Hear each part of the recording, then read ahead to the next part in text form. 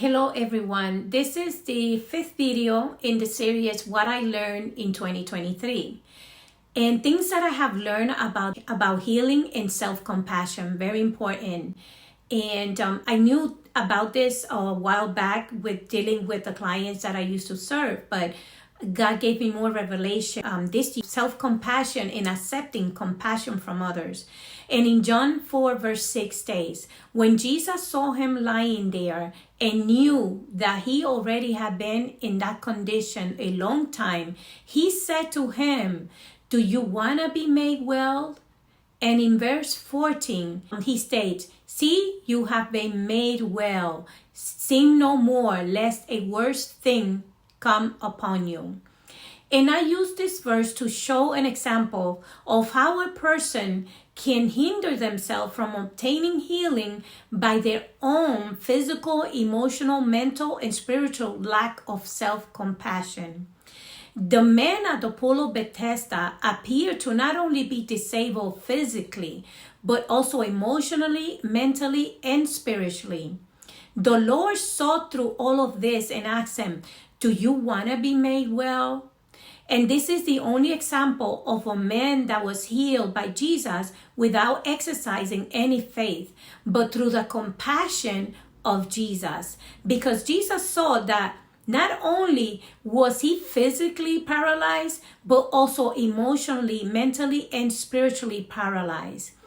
And there is a quote by Sylvan Tompkins that states, shame is a sickness of the soul.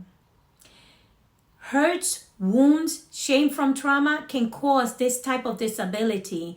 And the only deliberation comes from self-compassion and the compassion from others. And this is why you may find some individuals walking around carrying the same weight of their hurts, the wounds, the shame, and trauma, and unable to let it go, because it has caused a deep-set paralysis in their souls and in all areas of their lives. I learned that in order to be truly healed from any past trauma, one must learn how to become compassionate to yourself and also how to allow others to be compassionate towards you. It is a healing process that is required in order to let go of any shame or self-blame and any debilitating spiritual paralysis that keeps you from answering to Jesus' question, do you want to be made well? One must be willing to recognize it for what it is, how it has affected you, and expose it, because it is not your fault. And you need to stop blaming yourself for it in order to work on your healing from it.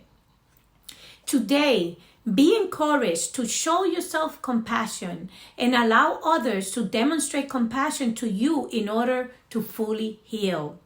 It's an ongoing process of self-compassion and receiving compassion to continue to shed any physical, mental, emotional, or spiritual paralysis that it has caused you. Today, God is asking you, do you want to be made well? God bless.